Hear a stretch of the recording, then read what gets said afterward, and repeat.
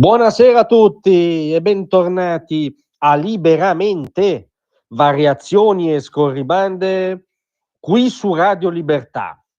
Allora ormai è sempre più chiaro, c'è lo schieramento della pace e lo schieramento della rivolta sociale. È cronaca questa, è una fotografia che facciamo, quindi la cronaca anzitutto.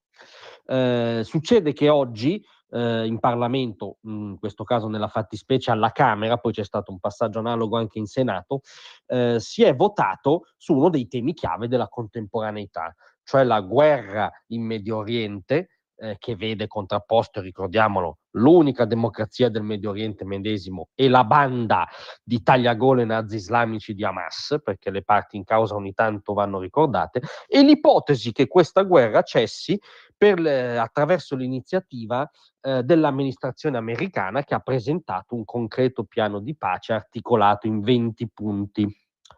Ebbene, il centrodestra, unitamente ad Azione, ha presentato una risoluzione per vincolare il governo a sostenere l'iniziativa di pace messa in campo dagli Stati Uniti. Iniziativa di pace, ricordiamolo, i cui primi due punti sono: uno, la deradicalizzazione totale di Gaza e la cancellazione di Hamas come minaccia terroristica e militare; due, la riqualificazione di Gaza nell'interesse dello sviluppo e della prosperità del popolo palestinese. Questa è la cornice anzitutto del piano di Trump. Poi il centrodestra ha presentato anche una mozione più corposa che, oltre al sostegno al piano americano di pace, prevede di attivarsi per riconoscere lo Stato palestinese a condizione che Hamas liberi tutti gli ostaggi e rinunci a ogni presenza politica e militare a Gaza e in Cisgiordania. Ebbene, il centrodestra e Azione hanno votato appunto a favore di questa risoluzione. Le sinistre, il campo largo, la dépendance, diciamo, dei movimenti pro-pal, che ormai è il centrosinistra parlamentare, si è astenuto, quindi ha votato contro, fuori di ipocrisia, perché su un tema chiave della contemporaneità come la guerra e la pace, come la possibilità di un nuovo Medio Oriente, non esiste l'astensione, cioè esiste se vivi su Marte. Se vivi sulla Terra o voti a favore, o se non voti a favore voti contro. Non hanno avuto nemmeno il coraggio, diciamo, espresso di votare contro, hanno optato per questa astensione pilatesca che nei fatti, nelle priorità della contemporaneità, è un no al piano di pace dell'amministrazione americana, già condiviso dal governo israeliano, già condiviso da tutti i principali paesi arabi e musulmani che stanno premendo su Hamas per accettare. Quindi, diciamo, il centrosinistra, ammesso che l'espressione centro abbia ancora senso nostrano, è più schizzinoso dei paesi arabi e musulmani che lo vogliono questo piano di pace.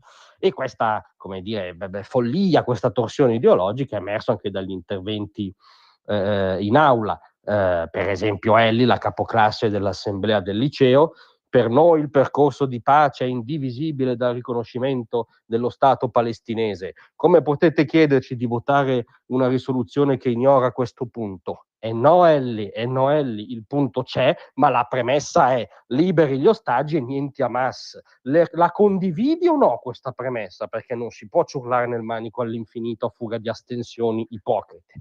Giuseppe Conte poi ovviamente ha dato spettacolo: è ridicolo il vostro appello all'unità, il vostro operato è una vergogna storica. Questo piano di pace rappresenterebbe la solita storia: da un lato gli opulenti sempre più opulenti, dall'altro gli affamati sempre più affamati. Cioè Conte preferisce evidentemente il massacro alla diciamo terribile riviera di Trump, no? Se non contempla la possibilità concreta di pace che c'è oggi sul tavolo. Ergo, le opposizioni si tirano fuori dalla possibilità di implementare oggi, tra 2 minuti, se accetta Hamas, una pace in Medio Oriente. Quindi si chiama fuori dallo schieramento della pace e si conferma nelle stesse ore lo schieramento della rivolta sociale, perché, andando a rimorchio della parola d'ordine di Landini, il quale peraltro ormai va a rimorchio dei sindacati di base di estrema sinistra, quindi è una gara all'estremismo, no? La famosa parola d'odio, nessun nemico a sinistra, a furia di coltivarla, sei schiacciato su posizioni sempre più estreme. Il centro-sinistra, PD compreso in queste ore, sta sostenendo in modo acritico lo sciopero generale di domani, nominalmente per Gaza, definito extra legem dal garante perché non rispetta i crismi minimi sui tempi di avviso e di convocazione, e più in generale la parola d'ordine: blocchiamo tutto e sequestriamo le piazze italiane perché incredibilmente è stata fermata la flottiglia. Quindi questo è il quadro politico di oggi. Fotografia plastica in Parlamento, c'è uno schieramento della pace. Chi si astiene è lo schieramento che nelle stesse ore incentiva la rivolta sociale. Grazie a tutti, a domattina.